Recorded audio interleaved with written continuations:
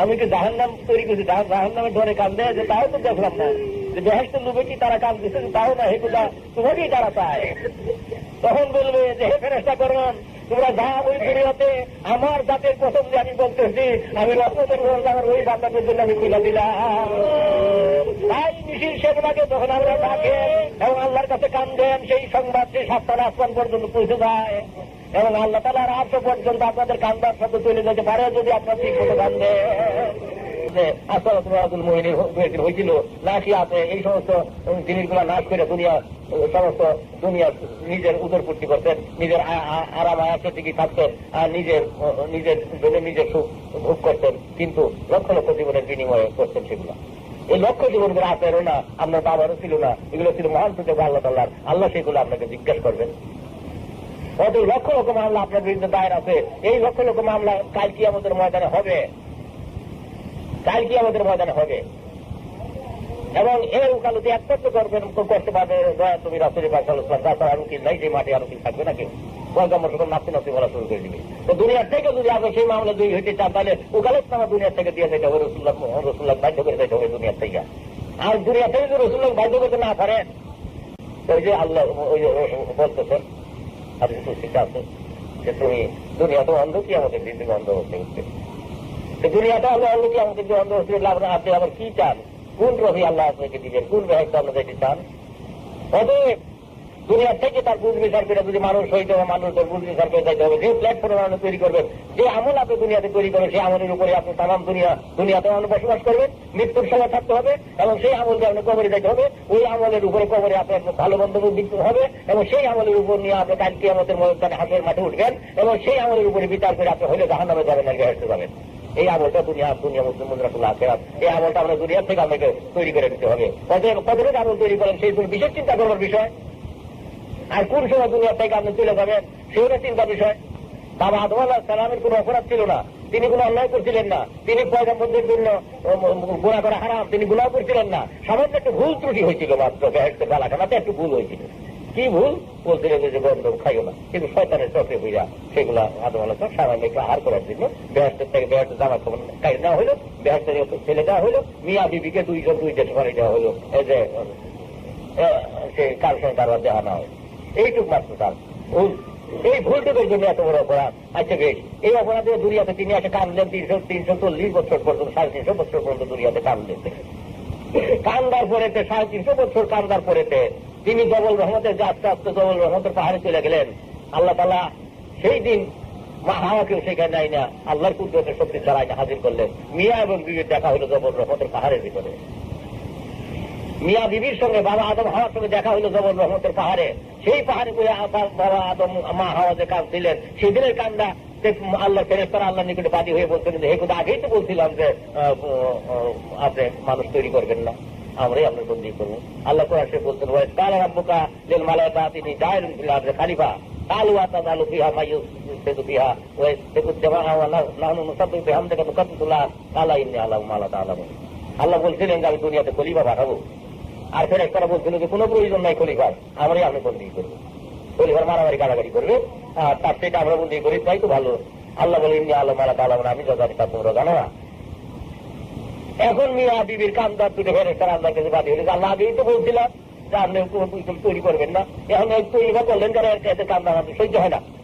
সমস্ত ফেরেশতারা আল্লাহর কাছে নালিশ পেশ করলো যে হে মা আয় বারে খোদা, আদম হওয়ার কান্দা আমাদের সহ্য হয় না, ওই আদমের এক ব্যবস্থা করে। আর তারা বলেন আমরা দুনিয়ার আদমের সঙ্গে হয়ে কান্দি। তখন বললেন আল্লাহ জানাই দিলেন হে জিবরাইল, আমি তো আদমকে আমি বলছিলাম, কিন্তু আদম ভুল করে ফেলছে। বেহেশত তো আমি তাকে জানাই দিয়েছিলাম, আদমকে জানাই দিয়েছিলাম, বেহেশত সব জানাই দিয়েছি, বেহেশত বইলেও দিচ্ছি, কিন্তু আদমের সে কথা তো মনে নাই। তখন আদমকে স্মরণ করে দাও। তখন জিবরাইল আলাইহিস সালামের জবল রহমতের পাহাড়ে তারা আযান দেওয়া শুরু করলো। যখন বললো যা শাহাদু আন্না মুহাম্মাদার রাসূলুল্লাহ, এই কথা বলার সঙ্গে সঙ্গে আদম আলাইহিস সালাম উপরের দিকে নজর করলেন।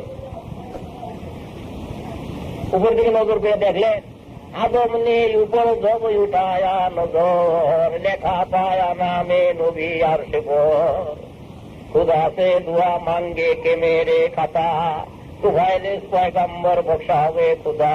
তখন আদম আলাইহিস সালাম উপরের দিকে তাকাইলেন। তাকে দেখলেন তার সময় লেখা লা ইলাহা ইল্লাল্লাহু মুহাম্মাদুর রাসূলুল্লাহ।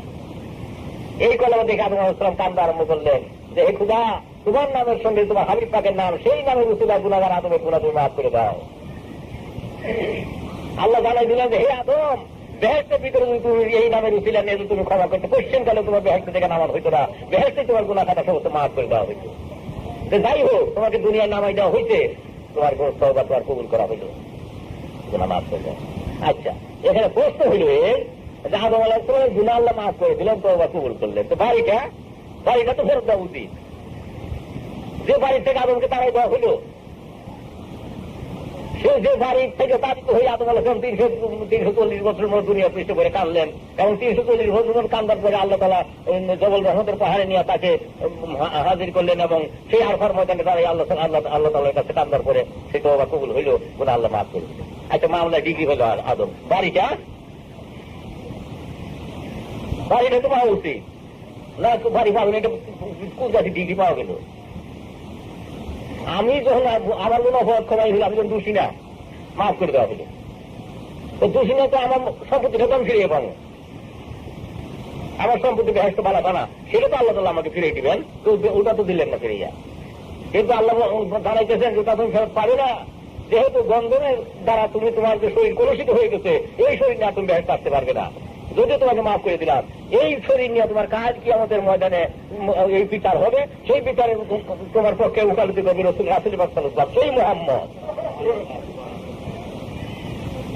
সেই মুহাম্মদের উকালতিতে তুমি কাজ কি আমাদের দিন তোমাকে হাসরের মাঠে দাঁড়াইতে হবে। তারপরে বিচার যদি তুমি বেহেশত পাও, তোমাকে বেহেশত দিয়া দেওয়া হবে, আদারওয়াইজ তুমি পাইতে পারো না। তো যদিও আদম আলাইহিস সালাম তওবা কবুল হয়ে গেছে, তাই কত বড় ফেরকা পাই জড়িত ওখানে। সেই জন্য কিয়ামতের ময়দানে সমস্ত লোক যেদিন হাসরের মাঠে দৌড়াতে ছোটাছুটি করতে থাকবে, তখন একজন লোক আদম আলাইহিস সালামের কাছে ধরবে, আদম আলাইহিস সালাম কিন্তু হুজুর আপনি তো আমাদের আদি পিতা, দয়া করে আপনাদের হাসরের মাঠের আগুন আমি সহ্য করতে পারতেছি না, দয়া করে আপনি আমাদেরকে বাঁচান, এখন এই হাসরের মাঠে আগুনের থেকে বাঁচান। তখন আদম হচ্ছে কান্দা আরম্ভ করবে, কান্দে বলে বাবা আমি কি করে বাঁচাবো, আমি তো খাওয়ার অপরাধী, আমার মনে যে কি আছে সেটা আল্লাহ জানে। তখন মুসা আলাইহিস সালামের কাছে যাবে একদল, যাবে হুজুর আপনি বাঁচান আমাদেরকে হাসরের মাঠে, আমাদের বাঁচান, নতুন আমি তো বাঁচতে পারি না, আপনি আমাদেরকে বাঁচান, এই হাসরের মাঠে আগুনে আমরা বাঁচান। মুসা আলাইহিস সালাম বললেন বাবা আমি কি বাঁচাবো তোমাদের, আমার বাঁচার ক্ষমতা নেই, আমি আল্লাহর সঙ্গে তর্ক বিতর্ক করেছি, সেই বইতে আমি অস্থির, রাজ আমার বইতে কি হবে তাকিয়ে করে। ইব্রাহিম রাসূলের কাছে একদল যাবে, যা বলবে হুজুর আপনি আমাদেরকে বাঁচান, আপনি পয়গম্বর, আপনি আমাদের বাঁচান। তো বাবা আমি কি বাঁচাবো তোমাদের, আমার ক্ষমতা আছে, আমি দুনিয়াতে 3টা মিথ্যা বলে বলছিলাম, সেই জন্য আমি অস্থির, আমার পরে জানাই কি হয়, তোমাদের কেউই বাঁচতে যেতে পারবে না, একমাত্র শাফিউল মুজরিমিনটা তুমি রাসূল পাক সাল্লাল্লাহু আলাইহি ওয়াসাল্লামের কাছে যাও তোমরা। তখন সমস্ত মানুষ দৌড়ে যায়, রাসূল পাক সাল্লাল্লাহু আলাইহি ওয়াসাল্লামকে ঘেরাও করবে, ঘেরাও করে বলবে ইয়া রাসূলুল্লাহ আপনি ছাড়া উপায় নাই, এই হাসরের মাঠে আপনি ছাড়া আমাদের